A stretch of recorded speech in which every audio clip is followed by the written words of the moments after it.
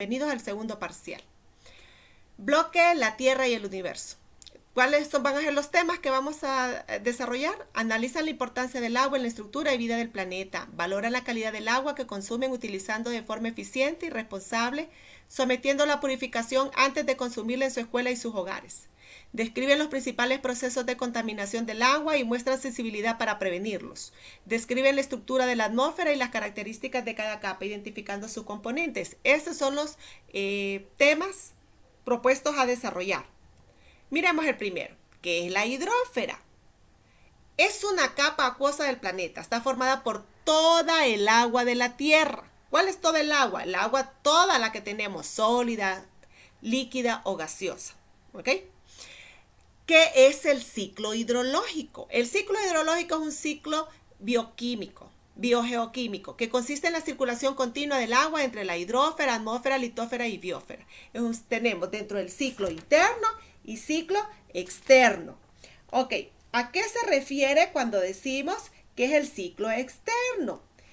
El ciclo externo es lo que nosotros podemos definir. Ok, cae la lluvia, se forma el agua en los ríos, en los océanos, los charquitos, luego caen los rayos del sol, eso sol hace que el agua se pase a estado de evaporación, se forme en vapor, ese vapor llega a formar lo que son las nubes, se da la condensación porque chocan esas nubes que son totalmente calientes, chocan con vientos fríos y entonces que se produce la condensación y se va a dar lo que es la precipitación y vuelve a caer el agua y vuelve otra vez el ciclo. Entonces, ese es un ciclo externo, ese que nosotros podemos verlo que está sucediendo. El ciclo interno consiste en la salida del agua del interior de la Tierra, son las aguas termales que decimos nosotros, ¿ok?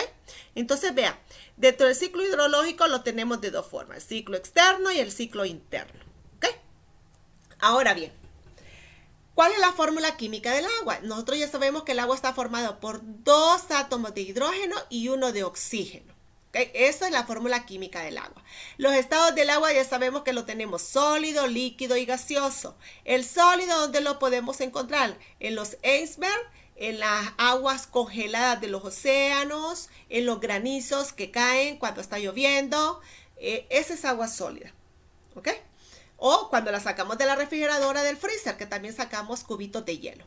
Tenemos el estado líquido, que es el que nosotros miramos en los ríos, en los océanos, en los riachuelos, ya en las quebradas. El estado gaseoso es el que siempre está para que nosotros lo podamos respirar, porque tiene que estar el aire húmedo para que nosotros podamos respirar. También lo miramos en las aguas termales, que sale la parte gaseosa. También lo miramos cuando estamos cocinando, que sale el vapor de los alimentos por el estado líquido, ¿ok? Esa es una forma gaseosa.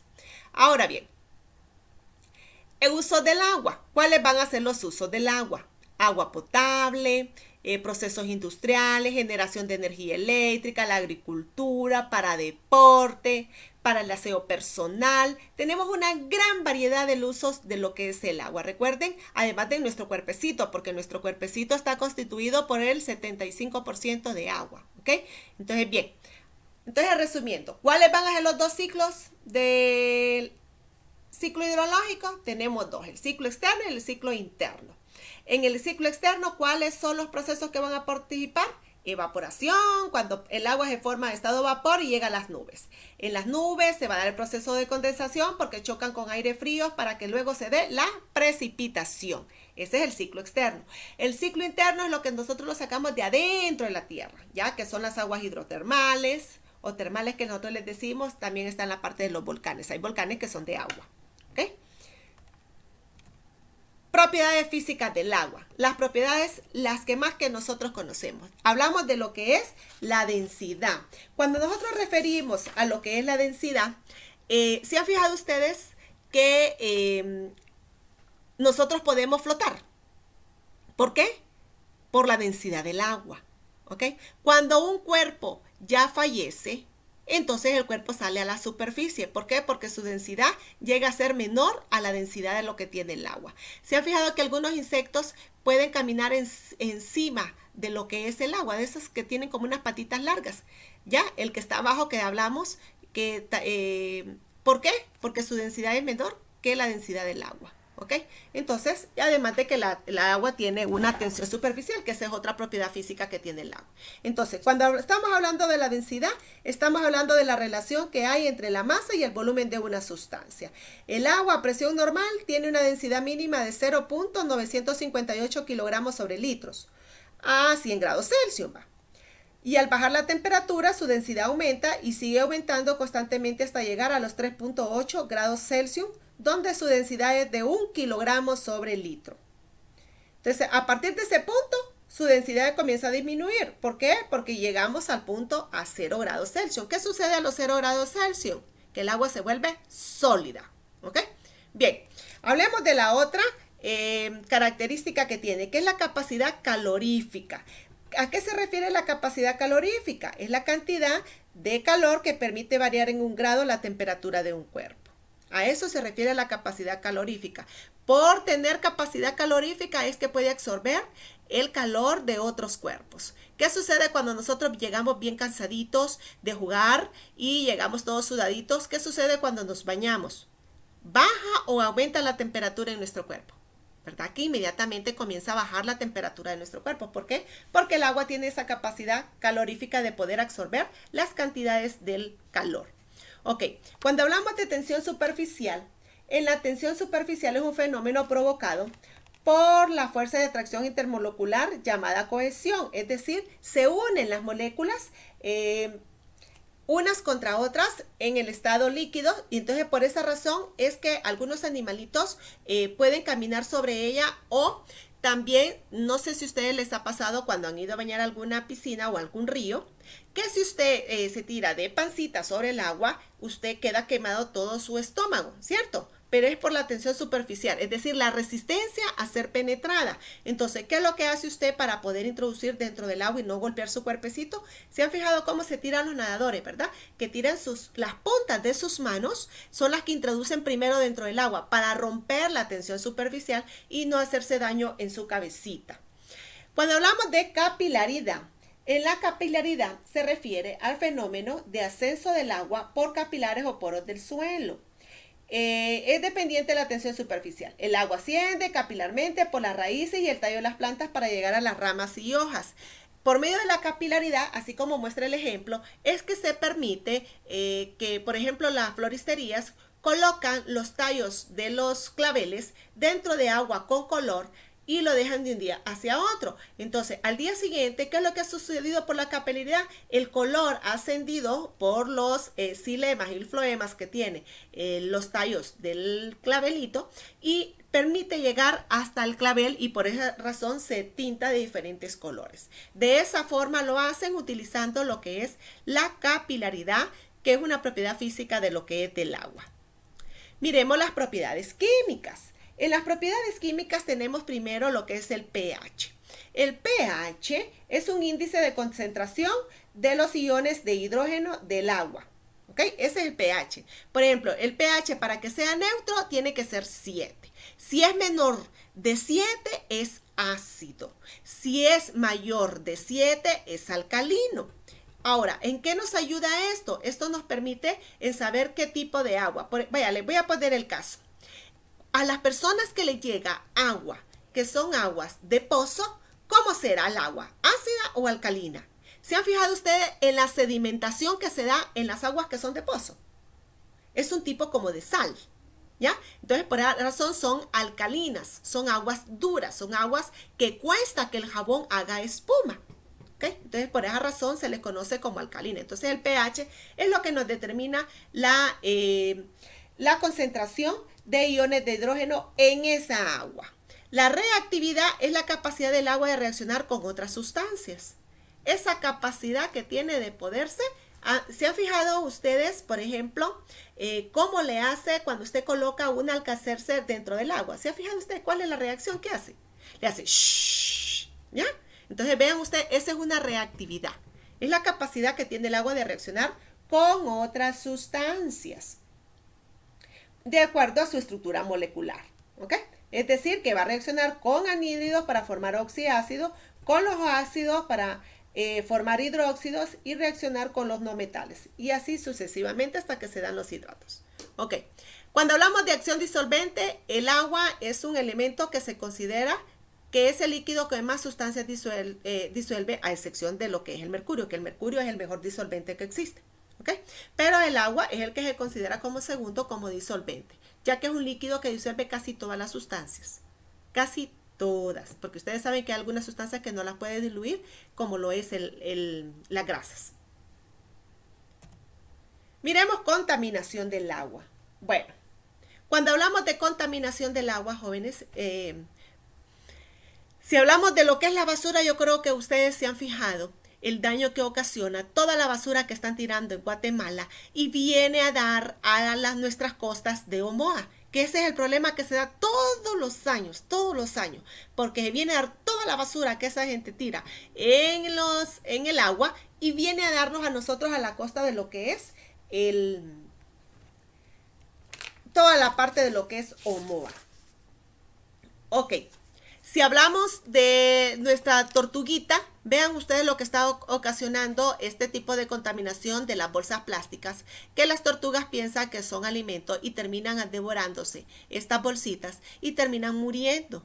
Por esa razón, si ustedes cuando van a Roatán, ya se han fijado que ya ahora ahí ya no existe lo que es el plástico. Ya no te colocan ni pajilla para tu refresco, ni te colocan unas pequeñas como formas de sombrillas en algunos tipos de bebidas, porque todo eso ellos lo quitaron, porque recuerden que los mejores arrecifes nosotros los tenemos en Roatán.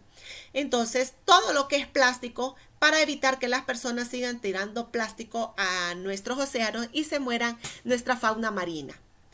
Si hablamos de los plaguicidas que se utilizan, ¿verdad?, para hacer el riego que hacen los agricultores o para bañar los animales mamíferos como ser las vacas, los caballos, para quitarle los parásitos. Entonces, este es otro tipo de contaminante. ¿Por qué?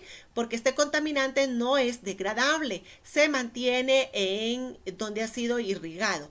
Entonces, ¿qué sucede cuando caen los grandes aguaceros? Este contaminante se lo lleva el agua que está cayendo de la lluvia y va a dar a nuestros ríos. Y ese veneno, ¿quién se lo va a comer? Nuestros animales que viven dentro de nuestro río o incluso el ser humano, porque al final utiliza el agua de los ríos, ya sea para bañarse, para hacer el aseo de su casa o para consumirlo, para cocinar sus alimentos o para tomarlo directamente. Si hablamos de la caída de petróleo, de los aceites, de estos grasas, ya habíamos dicho que el agua no es capaz de disolver las grasas. Entonces, el petróleo, ¿qué es una grasa.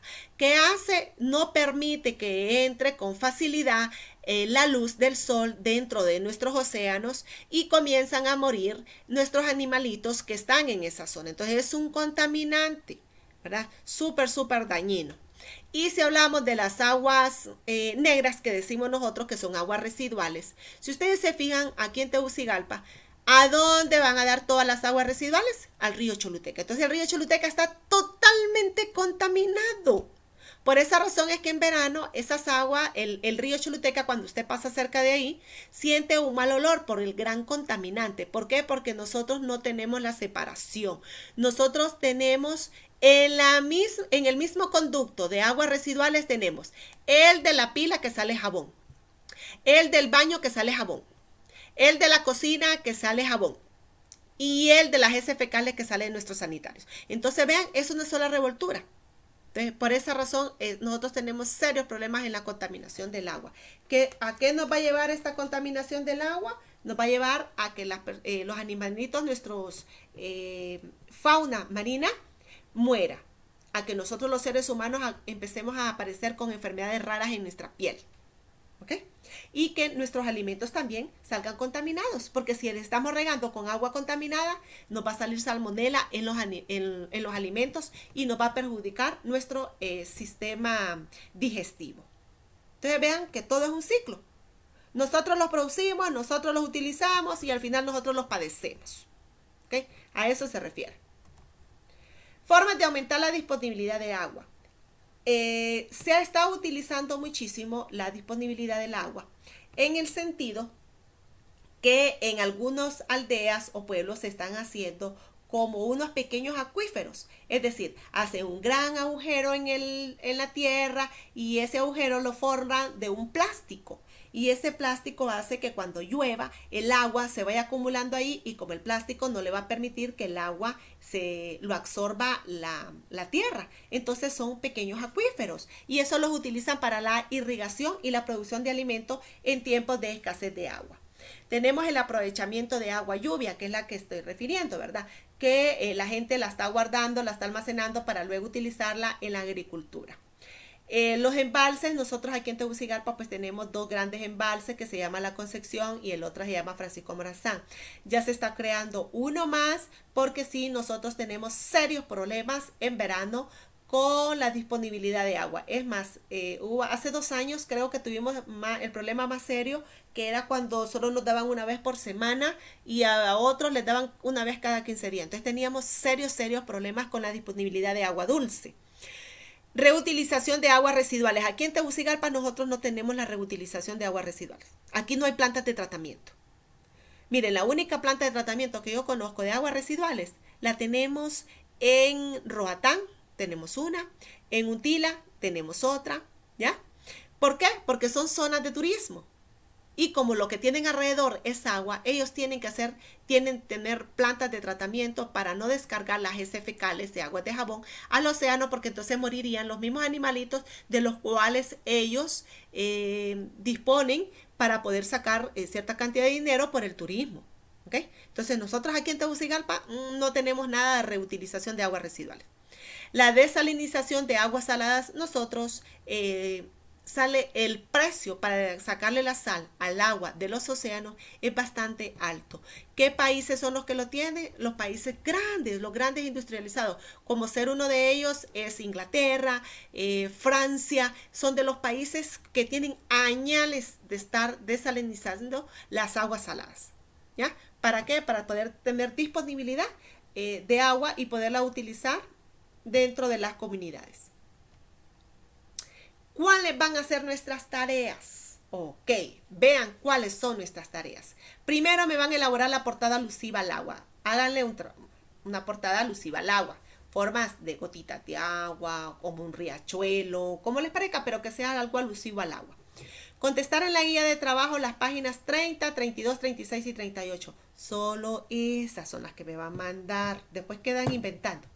Elaborar este esquema. Este esquema no es que solo me va a contestar ese pequeño cuadrito. No, usted lo va a desarrollar en su cuaderno. Por esa razón es que mucha gente perdió muchos puntos en el primer parcial. ¿Ya? Porque no hacen caso.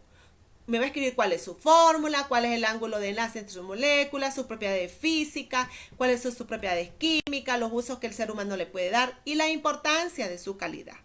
¿Por qué es importante que el agua tenga calidad? ¿Por qué es importante, lindos? Porque si no, nosotros al final lo vamos a pagar. ¿Por qué? Porque el agua, entre más calidad tengamos, más sanos vamos a estar nosotros, porque nosotros usamos en gran cantidad el agua, no podemos vivir sin el agua. Y por último me va a pegar un recorte, solo lo va a pegar mi recorte del ciclo hidrológico del agua, ¿ok? Si no tiene recortes, pues le va a tocar dibujar, ¿verdad? Entonces, pilas, pilas, pilas, pilas.